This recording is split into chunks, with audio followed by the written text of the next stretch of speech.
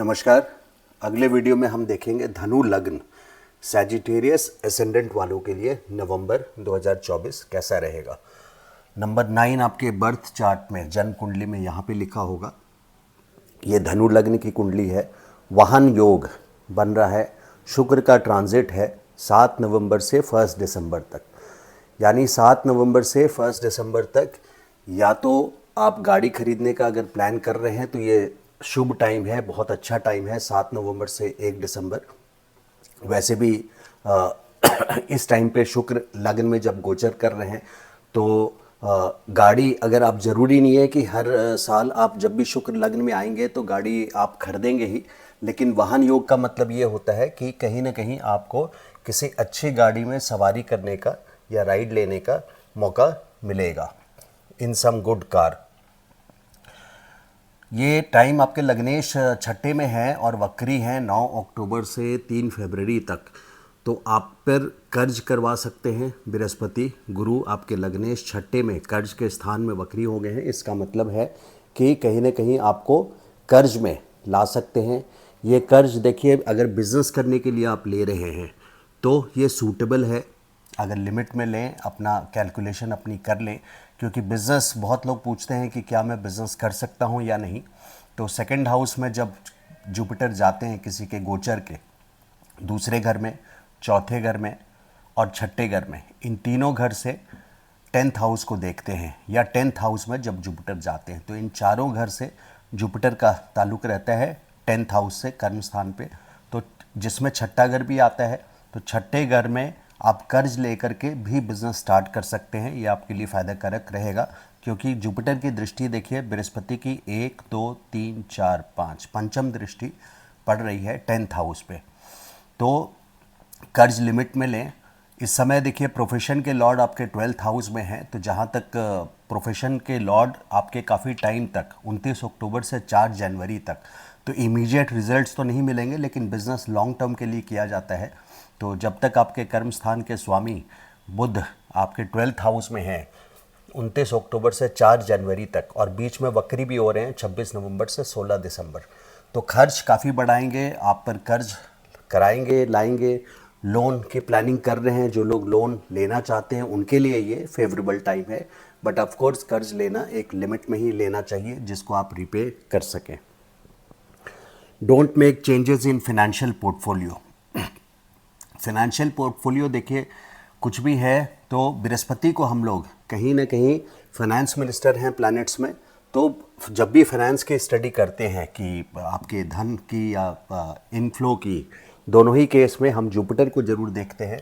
तो जुपिटर छठे भाव में यहाँ पे हैं, तो कहीं ये फंसे हुए हैं कर्ज में, विपत्ति में, विपत्ति स्थान भी है, जिसके वजह से आपको फाइनेंशियल पोर्टफोलियो में कोई भी बड़े चेंजेस नहीं करने चाहिए। बिज़नेस के लिए अगर आप ले रहे हैं लोन एक लिमिट तक, तो वो कैलकुलेटेड मूव होगा। और चूँकि बृहस्पति की दृष्टि आपके पंचम दृष्टि आपके 10th हाउस पे 10वें स्थान पर है, इसके वजह से मैंने बिज़नेस के लिए लोन ओके बोला है। Careful in dealing with neighbours plus siblings. देखिए सिबलिंग्स मतलब भाई बहन, तीसरा घर है और पड़ोस के लिए भी हम तीसरे घर को देखते हैं। तो 14 नवंबर को शनि आपके मार्गी हो रहे हैं वक्री स्थिति से। जून से ही वक्री थे, यानी वक्री, बहुत लोग मुझसे पूछ रहे थे कमेंट्स में कि वक्री क्या होता है। वक्री वो पोजीशन है जब एक्चुअली प्लैनेट रिवर्स गियर जैसे गाड़ी जाती है, तो रिवर्स जाते नहीं है, लेकिन अगर आपकी गाड़ी खड़ी हो और दो आगे से गाड़ी गुजर रही हो लेफ्ट एंड राइट से, तो ऐसा लगता है जैसे आप पीछे की ओर जा रहे हैं और आगे की ओर। तो एक स्टेबल पोजीशन है, बट बाकी प्लैनेट्स मूव करते हैं आगे, बट शनि स्टेशनरी रहते हैं। लेकिन इनका डायरेक्शन ऐसा माना जाता है कि आपके सेकंड हाउस की तरफ रहेंगे। तो शनि आपके 3rd हाउस में है। सिबलिंग्स के लिए ये परेशानी, यानी भाई बहन के लिए, क्योंकि ऑडिटर जब आ जाता है किसी के लाइफ में, ये ऑडिटर हैं ग्रहों में, ऑडिटर या पुलिसमैन भी बोला है कई ज्योतिष ने, ऑडिटर मैं मानता हूँ, controller auditor general of India. तो ऑडिटर जब किसी के घर में किसी भी खाने में आते हैं, किसी भी हाउस में आते हैं आपकी कुंडली में, तो वहाँ पे ऑडिट करते हैं, ये किसी को पसंद नहीं आता। 3rd हाउस में आपके भाई बहन है ना पे शनि की दृष्टि है। तो और षडाष्टक बन रहा है मंगल के साथ शनि का, 8वीं दृष्टि मंगल की यहाँ से देखिए 1 2 3 4 5 6 7 8 शनि पे पड़ रही है, और शनि की छठी 1 2 3 4 5 6 दृष्टि नहीं, शनि से मंगल 6 हैं और मंगल से शनि 8 हैं, तो 6 और 8 का जो एक्सिस है वो है षडाष्टक। तो षडाष्टक होने के कारण आपके भाई बहन को भी परेशानी, और आप उनसे रिलेशन मधुरता अपना मेंटेन रखें इस टाइम पे, कहने का मतलब है। और अपने पड़ोस में भी किसी तरह का डिस्प्यूट ना करें, क्योंकि मार्स और शनि कहीं ना कहीं डिस्प्यूट भी देते हैं, फिजिकल डैमेज भी देते हैं। बाकी आपके दशा महादशा पे डिपेंड करता है। और ये देखिए आपके विपरीत योग भी बना हुआ है बृहस्पति और शुक्र का, लग्नेश और शुक्र का। तो लेकिन अभी वक्री गुरु हैं, इसका कोई विशेष लाभ आपको नहीं मिलेगा, इसलिए मैं इसमें चर्चा इसकी नहीं कर रहा हूँ। केयरफुल इन शेयर मार्केट, क्योंकि देखिए पंचम के स्वामी मंगल आपके 20 अक्टूबर से 21 जनवरी तक, 20 अक्टूबर से 21 जनवरी तक मंगल आपके अष्टम स्थान में नीच के होके यहाँ पे रहेंगे, यानी नीच राशि में हैं मंगल। तो ऐसे टाइम पे आप बहुत ज़्यादा शेयर मार्केट में बहुत ज़्यादा क्या, बहुत केयरफुली आपको इन्वेस्ट करना चाहिए, और हो सके तो लॉन्ग टर्म ट्रेडिंग ही करें। अगर आप शेयर मार्केट से आपका जुड़ा काम धंधा है तो आप लॉन्ग टर्म इन्वेस्टमेंट करके चलें। और बृहस्पति भी आपके लग्नेश छठे भाव में है, जिसके वजह से ये केयरफुल रहने, सचेत रहने के लिए मैं आपको वार्न कर रहा हूँ, सचेत कर रहा हूँ कि आप लॉन्ग टर्म शेयर मार्केट में इन्वेस्ट करें। जब तक बृहस्पति, मेरी बात आप माने तो 3 फरवरी को बृहस्पति मार्गी हो जाएंगे, लेकिन उसके बाद भी जब तक बृहस्पति आपके छठे भाव में है तब तक शेयर मार्केट में ओवर रीच या ज़्यादा इन्वेस्टमेंट ना करें, और जो है उसी को मेंटेन करके चलें। और ये पोजीशन आपके शेयर मार्केट से क्यों, आपके ओवरऑल चार्ट में बोलूँगा कि आपकी जो पर्सनल ग्रोथ है या प्रोफेशनल ग्रोथ है, वो आपकी ओवरऑल बृहस्पति की ब्लेसिंग्स इस वक्त पे नहीं है, कहीं ना कहीं ये विपत्ति स्थान है, जिसके वजह से मैं आपको सचेत कर रहा हूँ कि गो स्लो। नेक्स्ट ईयर आपको मौका मिलेगा मई के बाद से, 2025 मई के बाद से, जब बृहस्पति आपके 7th हाउस में आएंगे, सप्तम से लग्न को डायरेक्टली देखेंगे, वहाँ पे अपने घर को देखेंगे और ऊपर से आपके लग्न को देखेंगे, तो बृहस्पति की ब्लेसिंग्स आपकी आशीर्वाद बना रहेगा। तो careful in share market. Plus students के लिए भी देखिए 5th हाउस के लॉर्ड मंगल हैं, मंगल मैंने बताया जैसे 20 अक्टूबर से 21 जनवरी, तो बहुत अच्छे रिजल्ट्स मिलने की संभावना नहीं है। डिसअपॉइंटमेंट इन प्रोफेशन, प्रोफेशन में डिसअपॉइंटमेंट इसलिए बोला है, उसकी 2 वजह हैं। बिजनेस पर भी आता हूँ, क्योंकि बृहस्पति की दृष्टि है, आप स्टार्ट कर सकते हैं, लेकिन इसको लॉन्ग टर्म प्लानिंग के लिए आप बिजनेस प्लान कर सकते हैं, क्योंकि इमीडिएट में तो एक तो आपके कर्म स्थान के स्वामी बुध व्यय स्थान पर हैं, खर्च, इसको दुर्भाग्य स्थान भी बोला गया है, ये ध्यान रखिए। इसलिए आपके 10th हाउस के स्वामी, कर्म स्थान के स्वामी कर्मेश आपके व्यय स्थान पर हैं और दुर्भाग्य स्थान पर हैं। बुध कब से कब हैं देखिए, 29 अक्टूबर से 4 जनवरी तक, और कुछ ना कुछ बदलाव जो कि अच्छा नहीं रहेगा 26 नवंबर से 16 दिसंबर तक वक्री हैं 12th हाउस में, कि कुछ सेटबैक्स भी दे सकते हैं। इसलिए you have to be careful in your profession. आप जानबूझ करके अपने बॉस के पास ज़्यादा लीव लेकर के ना जाएं अगर आप जॉब में हैं तो, क्योंकि इस समय आपके लिए प्रॉब्लम हो सकती है।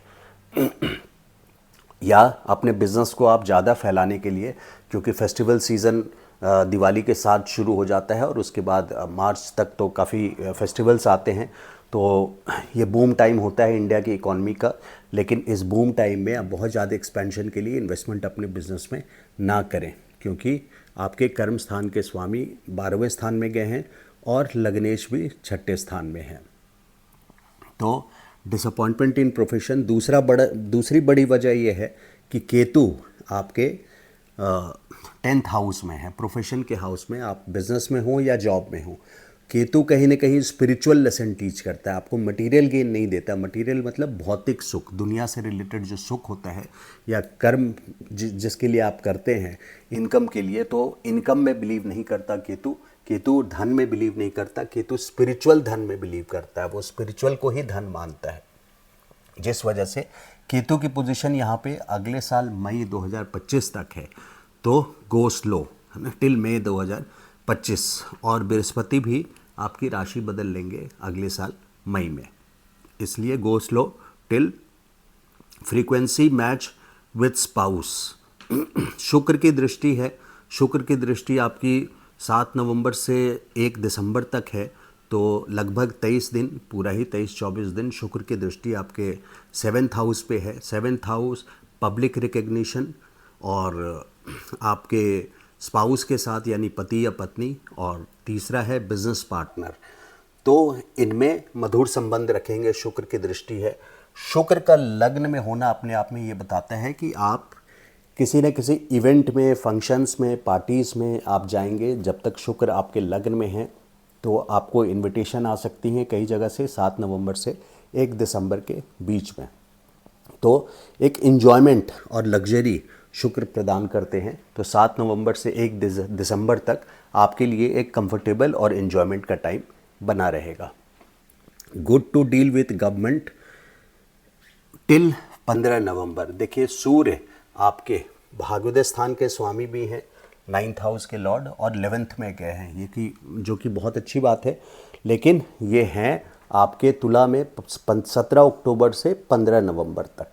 इसका मतलब ये होता है कि गवर्नमेंट से रिलेटेड कोई भी काम आपका हो तो कोशिश कीजिए उसको निपटाने का 15 नवंबर तक, है ना। 15 नवंबर के बाद गवर्नमेंट से रिलेटेड कोई काम और सिर्फ ना करें 15 नवंबर से 14 दिसंबर तक, 16 नवंबर से 14 दिसंबर तक ना करें। से मतलब ये नहीं है कि अगर टैक्स डिपॉजिट आपको करना है या गवर्नमेंट से रिलेटेड कोई ड्यूज़ है तो उसमें आप अननेसेसरी डिले करें, उसको आप टाइमली फाइल करें। बट उसके अलावा जो भी इम्पॉर्टेंट चीज़ें हैं जो आगे की जा सकती है, जो टाली नहीं जा सकती, जो टाली जा सकती है, जो नहीं टाली जा सकती उसको तो आप तुरंत अवॉइड नहीं करना चाहिए।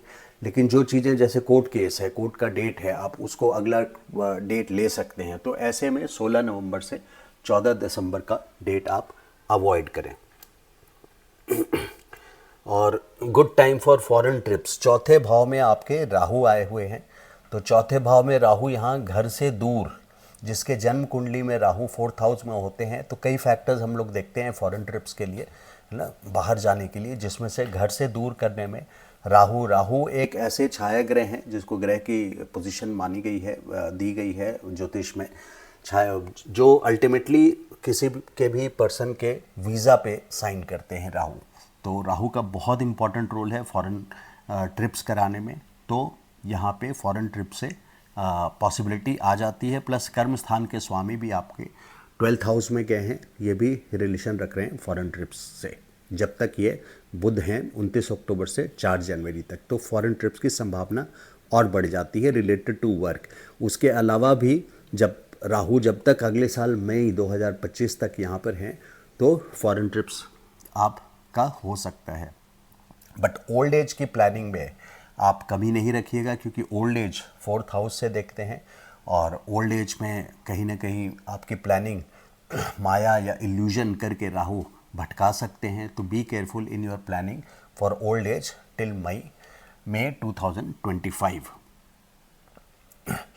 आपके देखिए दोनों ही केंद्र के स्वामी, चारों केंद्र के स्वामी, यानी लग्न के और चौथे भाव के जो आपके स्वामी हैं, लग्नेश भी और चौथे भाव के भी, वो भी आपके छठे में हैं विपत्ति स्थान पे। तो विपत्ति आपको ला करके देंगे, कर्ज करवाएंगे। और आपके 7th हाउस, ये भी केंद्र का घर है, और 10वां घर, इसके स्वामी 12वें घर में हैं।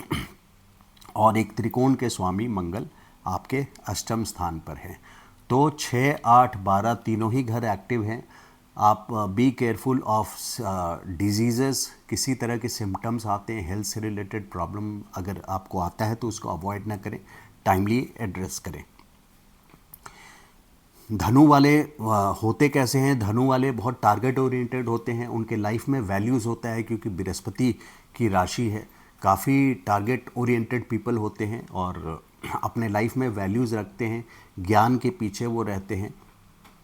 एट द सेम टाइम जहाँ मैरिज की बात है तो वैसे जन्म कुंडली पे डिपेंड करता है, बट यहाँ मोस्टली कई धनु वालों का देखा है, क्योंकि डुअल साइन है 7th हाउस में, जो जाया स्थान बोलते हैं, यानी शादी का स्थान ये है, 7वां घर लग्न से। तो यहाँ पे द्वय राशि होने के कारण 2 मैरिजेस उनके लाइफ में देखा गया है। फादर इनके काफ़ी रॉयल होते हैं, सूर्य की राशि पड़ रही है तो फादर इनके काफ़ी रॉयल होते हैं। कुछ गुड डेट्स और केयरफुल डेट्स हैं। इस पे आने के पहले जॉब क्लियरली एक रन अप कर देते हैं कि जॉब कैसा रहेगा। देखिए, जॉब के लिए अभी आपको गो स्लो, कोई जॉब में चेंजेस नहीं करना है। आप 6th हाउस देखें, 6ठा स्थान नौकरी के लिए, चाहे कर्म स्थान देखें, दोनों ही स्थान आपके अभी इस वक्त पे गुरु वक्री हैं 6ठे स्थान पे, और ये आपके 10th हाउस के स्वामी 12th हाउस में गए हैं। तो बी केयरफुल मई 2025 तक। स्टूडेंट के लिए मैंने पहले बताया, you have to be careful, क्योंकि मंगल आपके अष्टम स्थान पर हैं पूरा नवंबर।